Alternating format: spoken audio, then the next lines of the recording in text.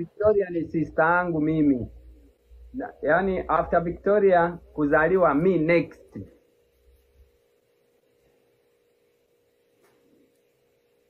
Kwa hiyo Victoria ni sister yangu mimi. Hiyo ndo relationship iliyoko. Swali la pili umeuliza ni kwamba Kikundi ya Zabron, je, ni familia ama ni kijiji ama ni marafiki?